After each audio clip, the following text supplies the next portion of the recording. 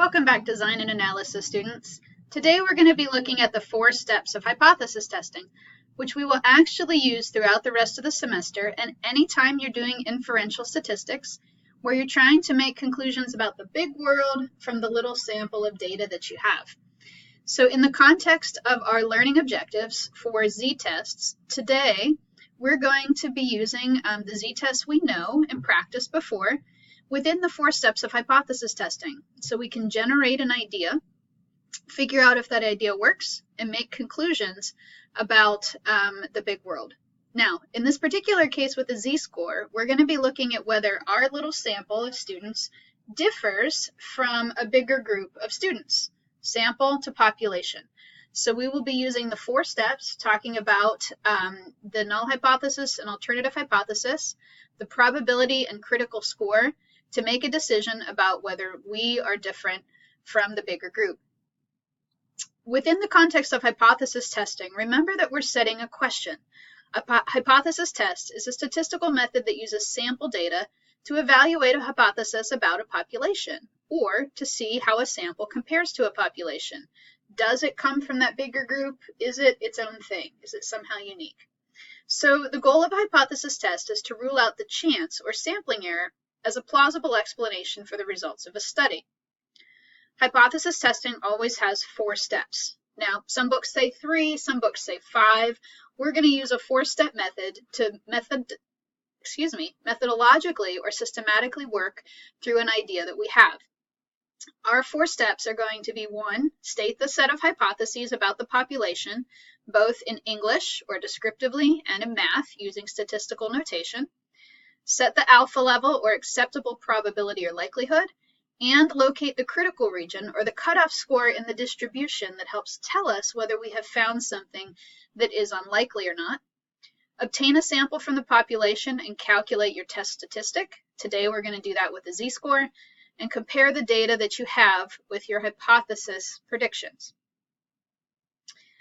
In essence, if you're a visual person, we're trying to see if the known population treatment is what our group looks like, or whether it's something different, right? Does our group do better or worse than the other group? If the treatment was some kind of test, some kind of situation, some kind of medication, we want to know if our small group looks like the big group.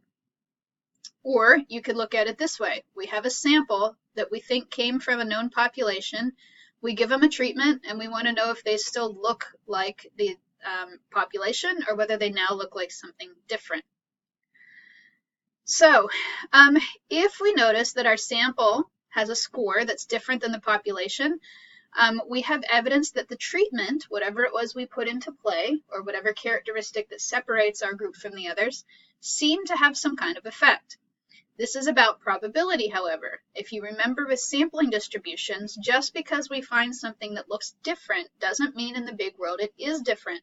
We could have a group with a mean score whose mean is somehow different than the population, but we just happen to get a group that was still within the mountain, but a little further out.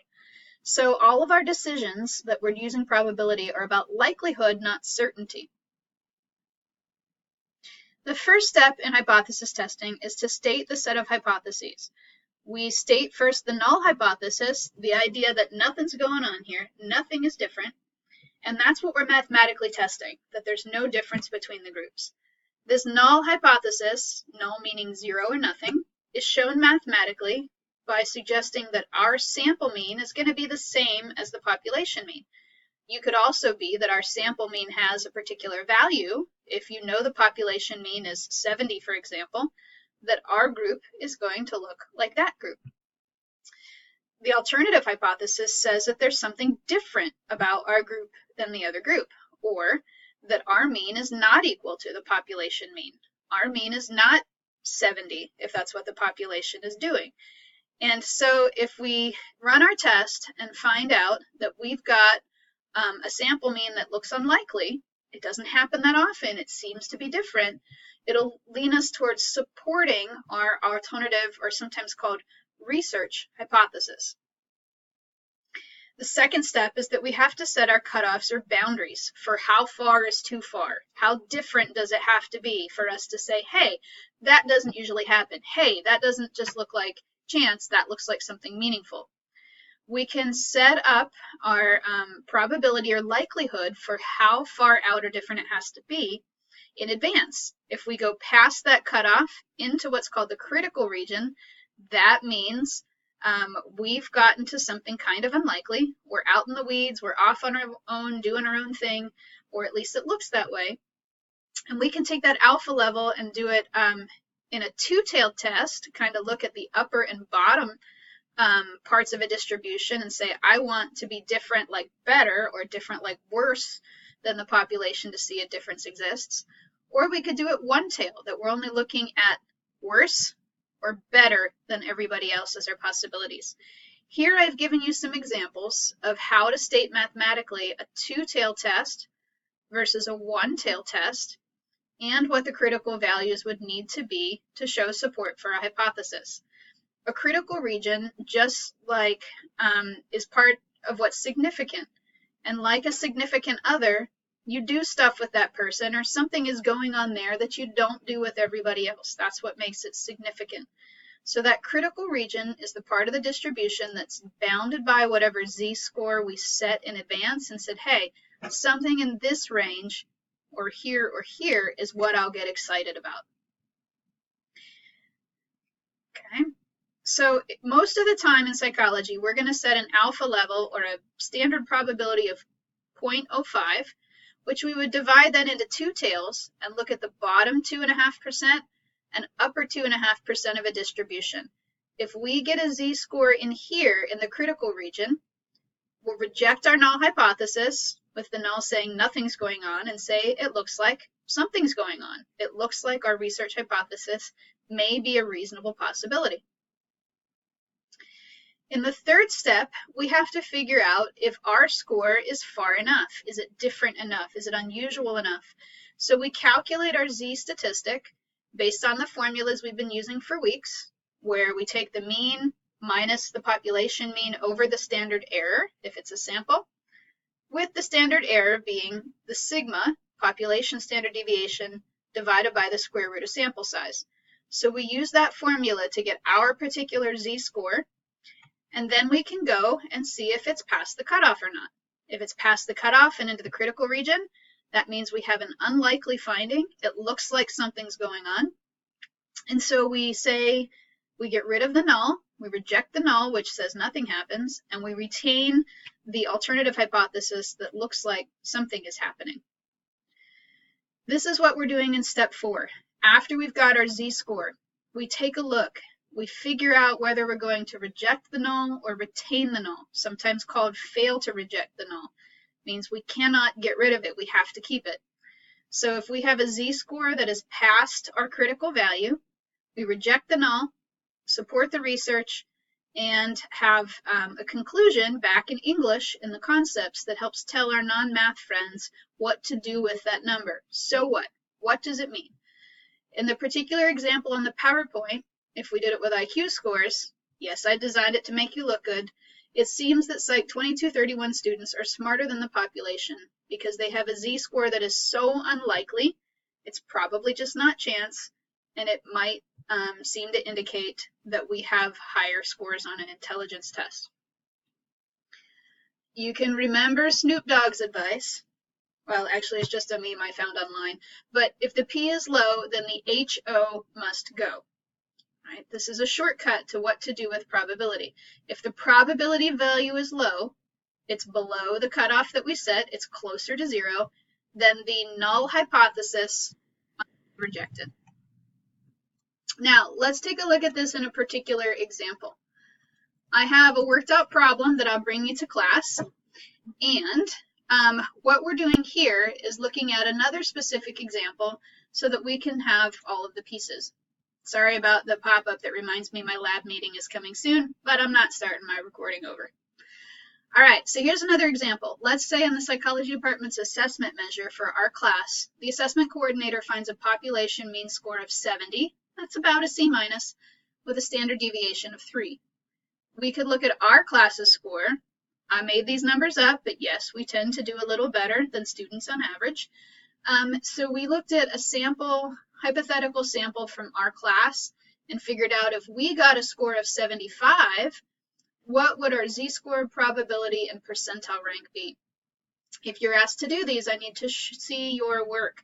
I want you to write out the formula and put in all the pieces. I want you to sketch the distribution and show me where you are and compared to what's expected, with the z of 0 being average or the median and the mean of the data set.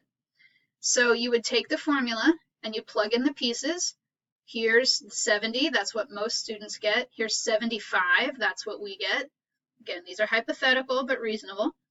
And then we take the population standard deviation divided by the square root of sample size. That gives us 3 over 5, which turns out to 0.6. Now I can pop that in over here where the standard error goes, and we get a z-score of 8.33. If I sketch that out in a distribution, what I'm seeing is my table stops somewhere about here. So I can't even get to something so fine-grained on the table I have that I know exactly what probability, but I know it's way out there. If we had a z-score like this, when everybody else gets this, we would be so far above that we would be in the 99th percentile, because our probability is so tiny that we're scoring better than 99% of psychology classes. Now, I exaggerated this a little bit just to make us feel better and remember why we work so hard on all those dang portfolios for Dr. Wickline. But the point here, again, is we can find our score and see where we compare to everybody else to see how unlikely that might be. If we were doing a hypothesis test for this data, we would set it up this way. Here's our 4 steps. State the hypothesis in English and math. State the boundaries or expectations, calculate the z-score, and then describe it, interpret it for a stats friend, give us the technical stuff, and your non-math friend, break down the concepts. The first thing we do is state the hypothesis in both English and scientific or math notation. Our null hypothesis says that our mean is going to be like the population, or our mean will be equal to 70, because that's what most psych classes get. Our score will be like everyone else's is the null hypothesis that we're testing mathematically. Our alternative or research hypothesis is that our mean will not be the same as the other mean. Maybe we do better. Maybe we do worse than most people in this class. Or our mean will not be equal to 70. Our score will be different than everyone else's in Psych 2231. We state our boundaries in advance. We set an alpha level, which is a probability, of 0.05 to say, hey, I'm interested in the bottom end of the distribution and the top end. We're going to split that alpha level in half and look at the bottom and top 2.5% of scores, or 0.025. When we look this up in the table, we get a z-score of negative 0.196, positive 1.96, so this is our boundaries. We calculate our z-score, which we did here.